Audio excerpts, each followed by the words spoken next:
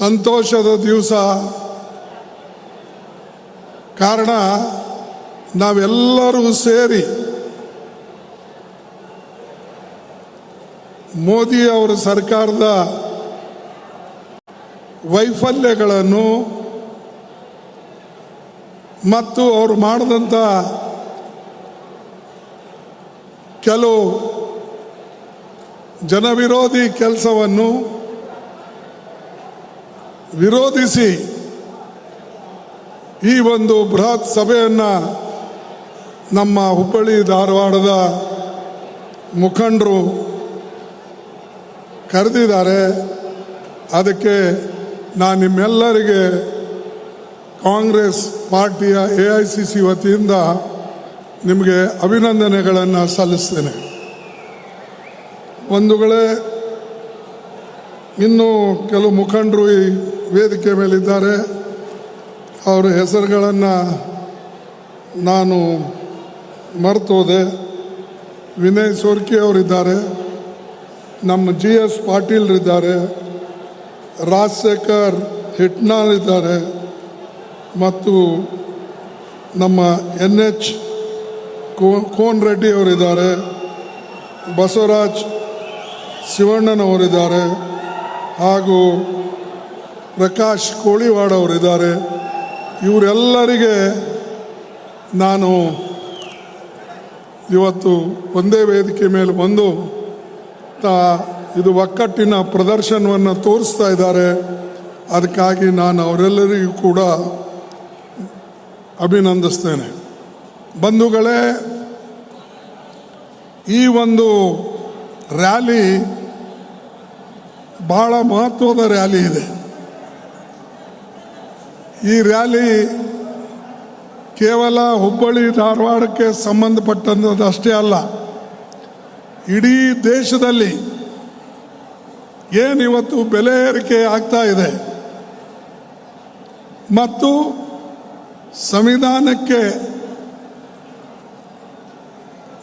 ಸಂವಿಧಾನವನ್ನು ತಿರಸ್ಕಾರ ಮಾಡ್ತಕ್ಕಂಥ ನಮ್ಮ ಮುಖಂಡರೇನಿದ್ದಾರೆ ಅವರು ಎಲ್ಲರಿಗೂ ಕೂಡ ಇದು ಒಂದು ಎಚ್ಚರಿಕೆ ಗಂಟೆ ಕೊಡೋಕ್ಕೆ ಇವರೆಲ್ಲ ಕೂಡ ಇವತ್ತು ನಾವು ಸೇರಿದ್ದೇವೆ. ಬಾಬಾ ಸಾಹೇಬ್ ಅಂಬೇಡ್ಕರ್ ಅವರು ಬರೆದಂಥ ಘಟನೆಗೆ ಇವತ್ತು ಸಾಕಷ್ಟು ಅದರಲ್ಲಿರ್ತಕ್ಕಂಥ ಏನು ಕಲಂಗಳಿವೆ ಆ ಕಲಮನ್ನು ಒಂದು ಆಗಿ ಅದಕ್ಕೆ ಕಮ್ಜೋರ್ ಮಾಡ್ತಾ ಇದ್ದಾರೆ. ಅದಕ್ಕೋಸ್ಕರ ಇವತ್ತು ನಾವು ಸರ್ಕಾರದ ವಿರುದ್ಧ ಈ ಒಂದು ರ್ಯಾಲಿಯನ್ನು ಹಮ್ಮಿಕೊಂಡಿದ್ದೇವೆ. ಮತ್ತು ನಿಮಗೆ ನಮ್ಮ ಲಾಡ್ ಅವರು ಹೇಳ್ದಂಗೆ ನೀವು ತಿಳ್ಕೊಳ್ತಕ್ಕಂಥದ್ದು ಬಹಳ ಮುಖ್ಯ ಮತ್ತು ಬೇರೆಯವರಿಗೆ ತಿಳಿಸೋದು ಕೂಡ ಬಹಳ ಮುಖ್ಯ. ಇವತ್ತು ಸಂವಿಧಾನ ಇದೆ, ಅದಕ್ಕಾಗಿ ನಾವೆಲ್ಲರೂ ಕೂಡ ಸ್ವತಂತ್ರವಾಗಿ ಮಾತಾಡ್ತಕ್ಕಂಥದ್ದು ಶಕ್ತಿ, ನಮಗೆ ಬರಿತಕ್ಕಂಥ ಶಕ್ತಿ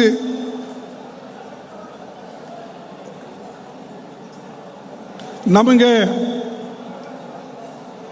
ಏನು ಜನರಿಗೆ ತಿಳಿಸ್ಬೇಕು ಅದು ತಿಳಿಸ್ತಕ್ಕಂಥ ಒಂದು ಹಕ್ಕು ನಮಗೆ ಸಂವಿಧಾನ ಕೊಟ್ಟಿದೆ. ಆದರೆ ಇದನ್ನು ಮೋದಿ ಅವರು ಮೊಟಕುಗೊಳಿಸ್ತಾ ಇದ್ದಾರೆ. ಇವತ್ತು ಯಾರು ಅವ್ರ ಬಗ್ಗೆ ಮಾತನಾಡ್ತಾರೋ ಅಥವಾ ಅವರ ತತ್ವದ ವಿರುದ್ಧ, ಅವರ ವಿಚಾರ ವಿರುದ್ಧ ಮಾತನಾಡ್ತಾರೋ ಅವರಿಗೆ ಜೈಲಿಗೆ ಹಾಕ್ತಕ್ಕಂಥದ್ದು, FIR ಮಾಡ್ತಕ್ಕಂಥದ್ದು, ಮತ್ತು ಯಾರಾದರೂ ಕಾರ್ಯಕರ್ತರು ಭಾಳ ಸ್ಟ್ರಾಂಗ್ ಆಗಿ ಕಾಂಗ್ರೆಸ್ ಪಾರ್ಟಿಗೆ ಸಪೋರ್ಟ್ ಮಾಡಿದರೆ ಅವರಿಗೆ ಇಡಿ ಧಮಕಿ ತೋರಿಸೋದು, ಇನ್ಕಮ್ ಟ್ಯಾಕ್ಸ್ ಧಮಕಿ ತೋರಿಸೋದು, CVC ಧಮಕಿ ತೋರಿಸೋದು, ಈ ಕೆಲಸ ಮೋದಿ ಸರ್ಕಾರ ಮಾಡ್ತಾ ಇದೆ. ಇದರ ವಿರುದ್ಧ ನಾವು ಹೋರಾಟ ಮಾಡಬೇಕು. ಒಂದು ವೇಳೆ ನೀವು ಹೋರಾಟ ಮಾಡಲಿಲ್ಲ ಅಂದರೆ ನಿಮ್ಮ ಹಕ್ಕನ್ನು ನೀವೇ ಮೊಟಕುಗೊಳಿಸ್ಕೊಳ್ತೀರಿ, ನಿಮ್ಮ ಹಕ್ಕನ್ನು ನೀವೇ ಬಿಟ್ಕೊಟ್ಟಂಗೆ ಆಗ್ತದೆ. ನೀವು ಹೋರಾಟ ಮಾಡಿದ್ರೆ, ಕಾನ್ಸ್ಟಿಟ್ಯೂಷನ್ ಸಂವಿಧಾನ ಬಲಪಡಿಸಿದ್ರೆ ನಾಳೆ ಶಕ್ತಿ ನಿಮಗೆ ಸಿಗ್ತದೆ. ದೇಶ ಉಳಿಬೇಕು, ಒಕ್ಕಟ್ಟಿರಬೇಕು. ಅದಕ್ಕಾಗಿ ರಾಹುಲ್ ಗಾಂಧೀಜಿ ಅವರು, ನಾವು ಈ ವೇದಿಕೆ ಮೇಲೆ ಕುಳಿತಂಥ ಎಲ್ಲರೂ ಕೂಡ ಪ್ರಯತ್ನ ಮಾಡ್ತಾ ಇದ್ದೇವೆ. ಆದರೆ ಕೆಲವು ಜನ ಅವ್ರ ಕೆಲಸನೇ ಇದೆ ಹೀಯಾಳಿಸಿ ಮಾತಾಡ್ತಕ್ಕಂಥದ್ದು, ಮತ್ತು ನಾವು ಏನೇ ತರಲಿ, ಏನೇ ಕೆಲಸ ಮಾಡಲಿ ಅದಕ್ಕೆ ಟೀಕೆ ಮಾಡೋದು. ಒಂದು ಮಾತು ನಿಮಗೆ ಹೇಳ್ತೇನೆ, ಇವತ್ತೇನು ಮೋದಿ ಸರ್ಕಾರ ಕ್ಯಾಬಿನೆಟ್ನಲ್ಲಿ ಜಾತಿ ಜನಗಣನೆ ಸೆನ್ಸಸ್ನಲ್ಲೇ ಸೇರಿಸಿ ಆ ಕಾಲಮನ್ನು ಜಾತಿ ಜನಗಣನೆ ಮಾಡಬೇಕು ಅಂತ ಹೇಳಿ ನಿರ್ಣಯ ತಗೊಂಡಿದ್ದ. ಈ ನಿರ್ಣಯವನ್ನು, ಇಂಥದೇ ನಿರ್ಣಯ ತೆಗೆದುಕೊಳ್ಳಕ್ಕೆ ನಾನು ರಾಹುಲ್ ಗಾಂಧಿ ಅವರು ಸಾಕಷ್ಟು ಪ್ರಯತ್ನ ಮಾಡೋದು ಅಲ್ಲದೆ ಇಡೀ ದೇಶದಲ್ಲೇ ಬ್ಯಾಕ್ವರ್ಡ್ ಕ್ಲಾಸ್ ಜನರಿಗೆ ಮತ್ತು ತುಳಿತಕ್ಕೆ ಒಳಪಟ್ಟವರಿಗೆ ನಾವು ಒಂದು ವಿಶೇಷವಾದಂಥ ಜಾತಿ ಗಣತಿಯನ್ನು ತೆಗೆದುಕೊಳ್ಬೇಕು ಅಂತ ಹೇಳಿದೆವು. ಹೇಳಿದಾಗ ನಾನು ಇದಕ್ಕೆ ಲೆಟರು ಬರೆದಿದ್ದೆ 2 ವರ್ಷದ ಹಿಂದೆ, ಏಪ್ರಿಲ್ 16, 2023ನಲ್ಲಿ ಪ್ರೈಮ್ ಮಿನಿಸ್ಟರ್ಗೆ. ನೋಡಿ, ಬ್ಯಾಕ್ವರ್ಡ್ ಕ್ಲಾಸ್ ಜನಾಂಗದ ಅಭಿವೃದ್ಧಿ ಆಗಬೇಕಾದ್ರೆ ನೀವು ಜಾತಿ ಜನಗಣನ ಮಾಡಲೇಬೇಕು. ಅಂದರೆ ಅದರೊಳಗೆ ಎಷ್ಟು ಜನರಿಗೆ ನೌಕರಿ ಸಿಕ್ಕಿದೆ, ಎಷ್ಟು ಜನರಿಗೆ ಎಂಪ್ಲಾಯ್ಮೆಂಟ್ ಇದೆ, ಎಷ್ಟು ಜನರಿಗೆ ಹೊಲ ಇದೆ, ಎಷ್ಟು ಜನರಿಗೆ ಶಿಕ್ಷಣದಲ್ಲಿ ಅವರು ಡಿಗ್ರಿಗಳು ಹೊಂದಿದ್ದಾರೆ, ಆಫೀಸರ್ಸ್ ಎಷ್ಟು ಜನ ಇದ್ದಾರೆ, ಇದು ಎಲ್ಲನೂ ಗೊತ್ತಾಗ್ತದೆ ಅಂಥೇಳಿ ಸಾಮಾಜಿಕ, ಆರ್ಥಿಕ, ಶೈಕ್ಷಣಿಕ ಅವರ ಗತಿ ಗೊತ್ತಾಗ್ತದೆ ಅಂಥೇಳಿ ನಾವು ಪ್ರಯತ್ನ ಮಾಡಿ ಸಾಕಷ್ಟು ಸಲ ಹೇಳಿದೆವು. ಹೇಳಿದ್ರೆ ಅವಾಗ ಕೇಳಲಿಲ್ಲ. ಯಾವಾಗ ಜನ ಒತ್ತಡ ಶುರುವಾಯಿತು, ಒಂದು ಅಭಿಪ್ರಾಯ ಬಂತು ಜನರಲ್ಲಿ, ನಾವು ಹೋರಾಟ ಮಾಡಬೇಕು ಅಂಥೇಳಿ, ಇಡೀ ದೇಶ ತುಂಬ ನಾವು ಕಾಂಗ್ರೆಸ್ ಪಾರ್ಟಿಯವ್ರ ರ್ಯಾಲಿಗಳನ್ನು ಮಾಡಿ ಇವತ್ತು ಸರ್ಕಾರ ಬಗ್ಗಿ ಇವತ್ತು ಅವರೇ ಒಪ್ಕೊಂಡಿದ್ದಾರೆ, ನಾವು ಜಾತಿ ಜನಗಣನ ನಮ್ಮ ಸೆನ್ಸಸ್ನಲ್ಲೇ ಅಳವಡಿಸ್ಕೊಂಡು ಮಾಡ್ತೇವೆ ಅಂತ ಹೇಳಿದ್ದಾರೆ.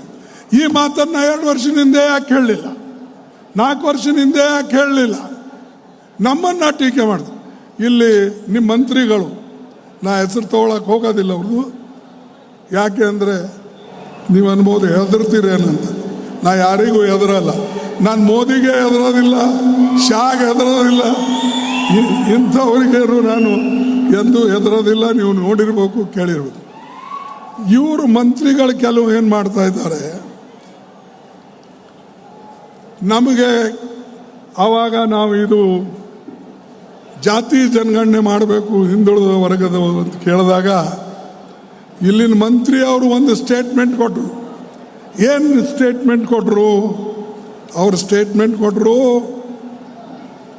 ರಾಹುಲ್ ಗಾಂಧಿ ಅವರು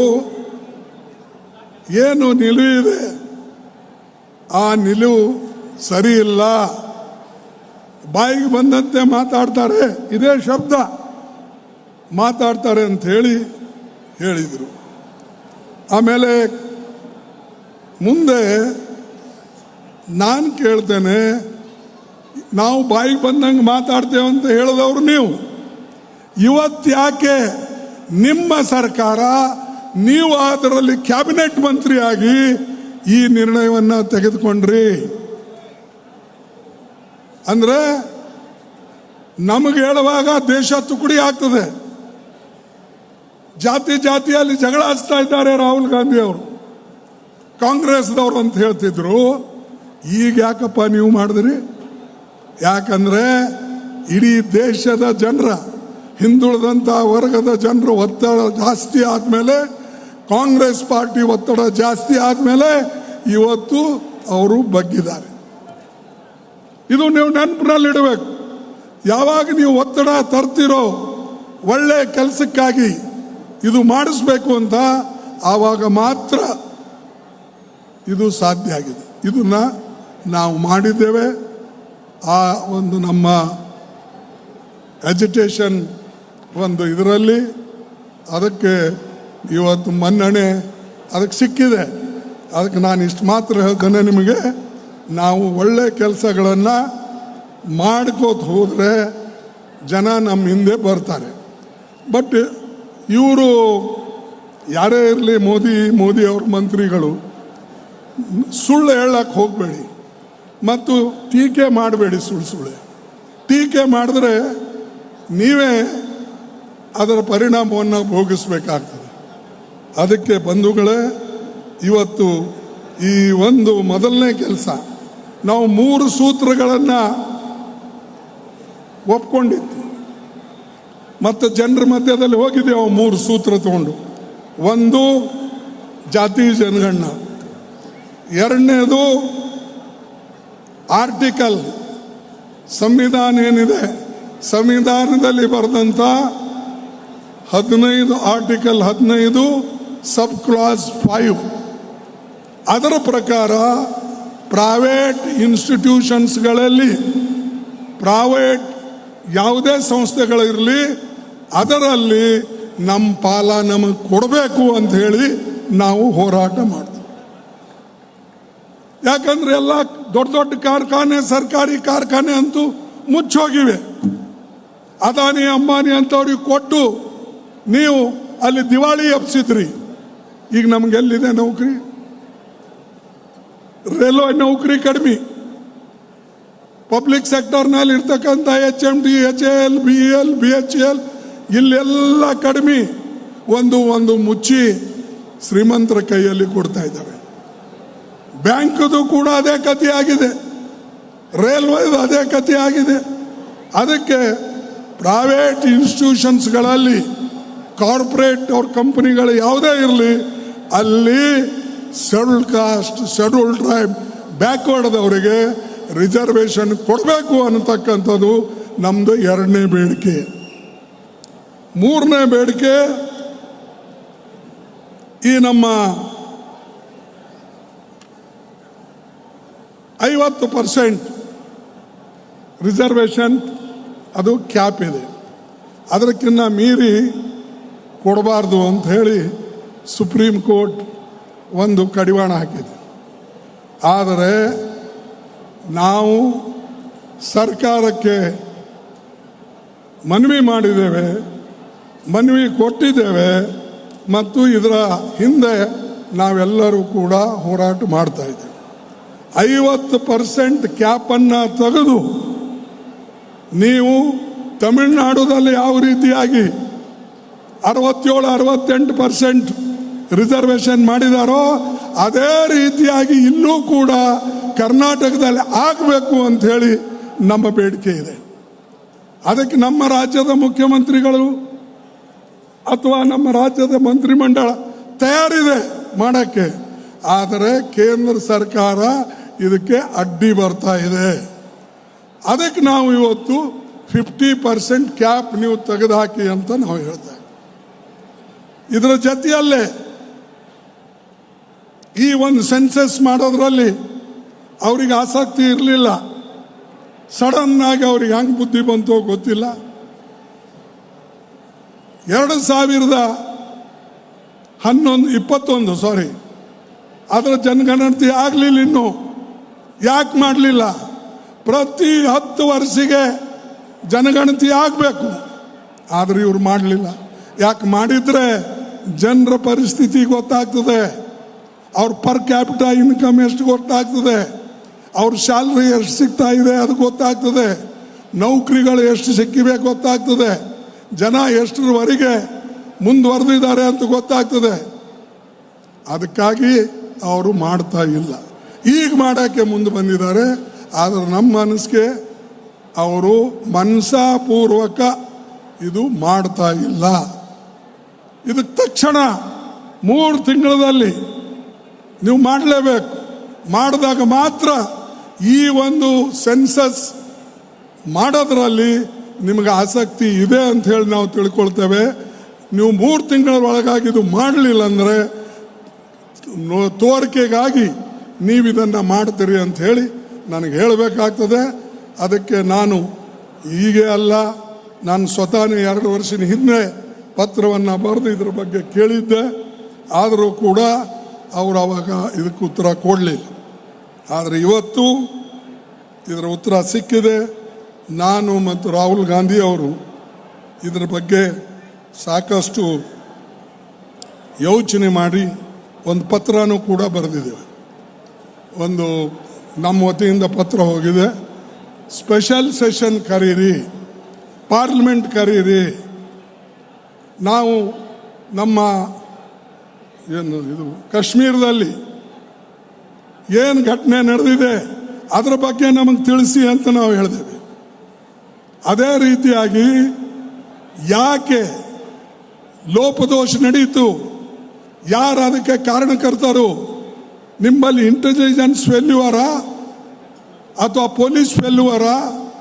ಯಾಕಂದ್ರೆ ಇಂಥ ಕಡೆ ಪಹಲ್ಗಾಂವ್ ಯಾವ ಊರಿಗೆ ನೀವು ಹೋಗ್ತೀರಿ ಅಲ್ಲಿ 3 ಸ್ತರದ ಒಂದು ರಕ್ಷಣೆ ಇರ್ತದೆ.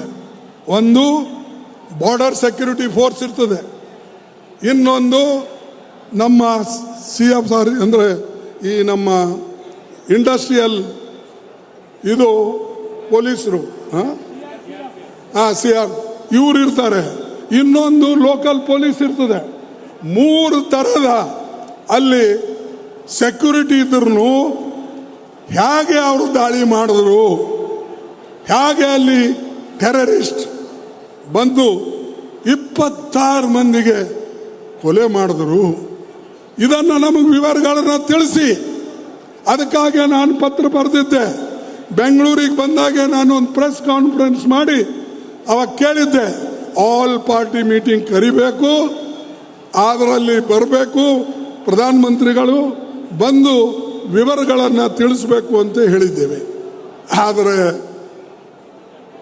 ನಾವೆಲ್ಲರೂ ಗಡಿಬಿಡಿ ಮಾಡಿಕೊಂಡು ದಿಲ್ಲಿಗೆ ಹೋಗಿ ಅಲ್ಲಿ ಎಲ್ಲ ಪಾರ್ಟಿ ಅವರು ಸೇರಿದ್ದೇವೆ. ಆದರೆ ಮೋದಿಜಿ ಅವರೇ ಇಲ್ಲ ಅಲ್ಲಿ. ನಾವೆಲ್ಲ ಹೋದೇವೆ, ಬರೇ ಅಲ್ಲಿ ರಕ್ಷಣಾ ಮಂತ್ರಿ ಮತ್ತು ಗೃಹ ಸಚಿವರು, ಪ್ರಧಾನಮಂತ್ರಿಗಳು ಅಲ್ಲಿ ಬಿಹಾರ್ನಲ್ಲಿ ಭಾಷಣ ಮಾಡ್ತಾ ಇದ್ರು, ಅರ್ಧ ಇಂಗ್ಲೀಷ್ನಲ್ಲಿ ಅರ್ಧ ಹಿಂದಿಯಲ್ಲಿ ಮಾಡ್ತಾ ಇದ್ರು. ಜನ ಕೇಳಿದ ಅವ್ರಿಗೆ, ಯಾರು ಇಂಗ್ಲೀಷ್ ಯಾಕೆ ಮಾಡ್ತಾ ಇದ್ದೀರಿ ಫಸ್ಟ್ ಟೈಮ್ ನೀವು ಇದು ಅಂತ. ಅವ್ರು ಏನು ಹೇಳಿದ್ರು, ಇಡೀ ಇಂಟರ್ನ್ಯಾಷನಲ್ನಲ್ಲಿ ಈ ಮೆಸೇಜ್ ಹೋಗಲಿ, ಮೋದಿ ಗಟ್ಟಿಯಾಗಿದ್ದಾನೆ, ಮೋದಿ ಎಲ್ಲಕ್ಕೂ ತಯಾರಾಗಿದ್ದಾನೆ ಅಂತ ಹೇಳಕ್ಕೆ ನಾನು ಇಂಗ್ಲೀಷ್ನಾಗ ಭಾಷಣ ಮಾಡ್ತಾ ಇದ್ದೀನಿ ಅಂತ ಹೇಳಿದೆ. ಮಾರಾಯ, ನೀನು ಇಂಗ್ಲೀಷ್ ತೊಗೊಂಡು ನಾವೇನು ಮಾಡಬೇಕಾಗದ? ನಮಗೆ ಬೇಕಾಗಿದ್ದು, ನಮ್ಮ ದೇಶಕ್ಕೆ ಬೇಕಾಗಿದ್ದು ರಕ್ಷಣೆ, ನಮ್ಮ ಜನರಿಗೆ ಬೇಕಾಗಿದ್ದು ರಕ್ಷಣೆ. ನಮ್ಮ ಜೀವ ಉಳಿಸಿ ನಿನ್ನ ಕೈಯಲ್ಲಿ ಅಧಿಕಾರ ಕೊಟ್ಟಿದ್ದಾರೆ, ಜನ ತಪ್ಪಿ ಕೊಟ್ಟಿದ್ದಾರೆ, ಅದು ಇವತ್ತು ಭೋಗಿಸ್ತಾ ಇದ್ದಾರೆ. ಇವತ್ತೇನಾಗಿದೆ, ಇವ್ರ ಕೈಯಲ್ಲಿ ಅಧಿಕಾರ ಕೊಟ್ಟು ಎಲ್ಲನೂ ಕೂಡ ಇವತ್ತು ಒಂದಕ್ಕೊಂದು ಗಗನಕ್ಕೆ ಕಿಮ್ಮತ್ಗಳು ಏರಿವೆ. ಇವತ್ತು ಗ್ಯಾಸ್ದು ಕಿಮ್ಮತ್ ಹೆಚ್ಚಿಗಾಗಿದೆ, ಪ್ರತಿಯೊಂದು ವಸ್ತುಗಳ ಕಿಮ್ಮತ್ತು ಇವತ್ತು ಇಷ್ಟೊಂದು ಗಗನಕ್ಕೇರಿದೆ. ಬಹುಶಃ ಸಾಮಾನ್ಯ ಜನ ಬದುಕ್ತಕ್ಕಂಥದ್ದು ಸಾಧ್ಯನೇ ಇಲ್ಲ. ಆದರೆ ಮೋದಿ ಇದರ ಬಗ್ಗೆ ಯೋಚನೆ ಮಾಡ್ತಾ ಇಲ್ಲ. ಮತ್ತು ಯಾವ ಮೀಟಿಂಗನ್ನು ನಾವು ಕರಿಬೇಕು ಅಂತ ಅವ್ರಿಗೆ ಹೇಳಿದ್ದೇವೆ, ಅದರ ಬಗ್ಗೆನೂ ಕೂಡ ಅವರಿಗೆ ಇದ್ರ ಬಗ್ಗೆ ಗಮನ ಇಲ್ಲ. ಅದಕ್ಕೆ ನಾವು ಹೇಳಿದೇವೆ, ನಮಗೆಲ್ಲ ಮೀಟಿಂಗ್ ಕರೆಸಿ ಅವರೇ ಗಾಯಬಾದರು, ಅವರೇ ಇರಲಿಲ್ಲ. ಅಟ್ಲೀಸ್ಟ್ ಇನ್ನು ಮುಂದಾದರೂ ಕೂಡ ಇಂಥ ಘಟನೆಗಳು ನಡಿಬಾರದು. ಯಾವಾಗ ದೇಶದ ರಕ್ಷಣೆ ಪ್ರಶ್ನೆ ಬರ್ತದಂದರೆ ಆವಾಗ ನಾವೆಲ್ಲರೂ ಒಂದಾಗಿರ್ಬೇಕು. ದೇಶ ಮುಖ್ಯ, ಆಮೇಲೆ ನಿಮ್ಮ ಧರ್ಮಗಳು, ಆಮೇಲೆ ನಿಮ್ಮ ಪಾರ್ಟಿಗಳು. ಅದನ್ನು ಬಿಟ್ಟು ಎಲೆಕ್ಷನ್ ಭಾಷಣ ಮಾಡ್ಕೊಂಡು ಅಡ್ಡಾಡ್ತೀರಿ ಅಂದರೆ ನಾವೇನು ಹೇಳಬೇಕು? ನಿಮಗೆ ದೇಶದ ಬಗ್ಗೆ ಪ್ರೀತಿ ಇದೆ ಅಂತ ಹೇಳೋಣ, ಅಥವಾ ದೇಶಕ್ಕೆ ಏನು ಸಂದೇಶ ಕೊಡಬೇಕು ಅಂತೇಳಿ ನೀವು ಹೇಳಿದ್ರಿ, ಅದು ಸಾಧ್ಯನಾ? ಅದಕ್ಕೆ ಬಂಧುಗಳೇ,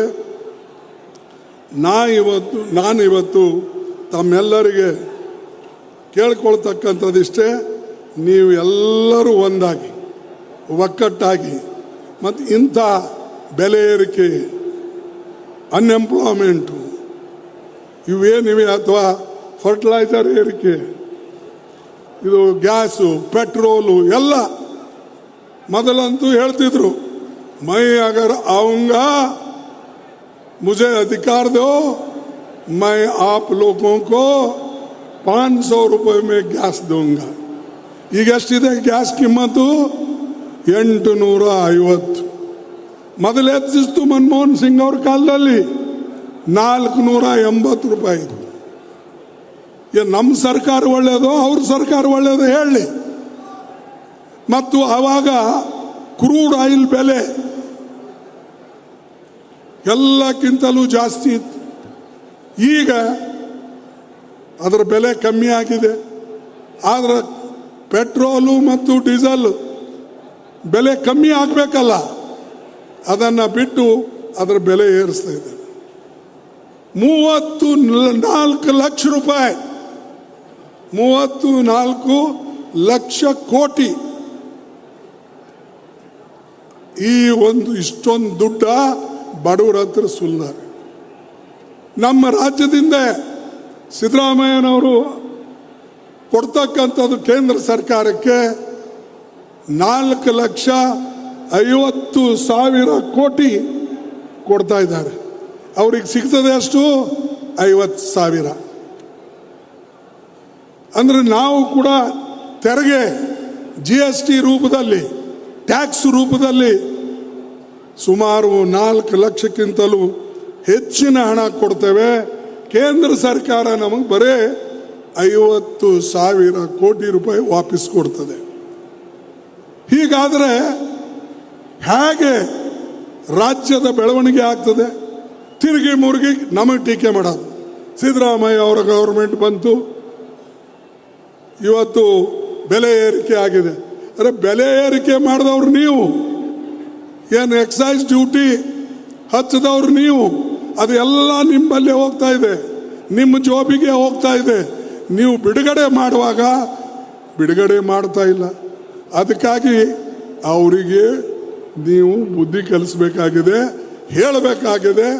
ನಿಮ್ಮ ಸರ್ಕಾರ ರಾಜ್ಯ ಸರ್ಕಾರಗಳಿಗೆ ಮೋಸ ಮಾಡ್ತಾ ಇದೆ ಅನ್ನತಕ್ಕಂಥ ಮಾತನ್ನು ಇವತ್ತು ನೀವು ತಿಳಿಸ್ಬೇಕಾಗ್ತದೆ. ಬಂಧುಗಳೇ, ಇನ್ನೊಂದು ಮಾತು, ಈ ಜನರಿಗೆ ಏನಾಗ್ಯದೋ ಗೊತ್ತಿಲ್ಲ. BJP ಮಿನಿಸ್ಟರ್, ಒಬ್ಬ ಮಿನಿಸ್ಟರ್ ಹೇಳ್ತಾನೆ ಏನಂತ, 140 ಕೋಟಿ ಜನ ಈ ದೇಶದಾಗಿದ್ದಾರೆ. 140 ಕೋಟಿ ಜನ ಈ ದೇಶದಾಗಿದ್ದು ಅವ್ರ ಬಳಿ ದೇಶಭಕ್ತಿ ಕಮ್ಮಿ ಇದೆ.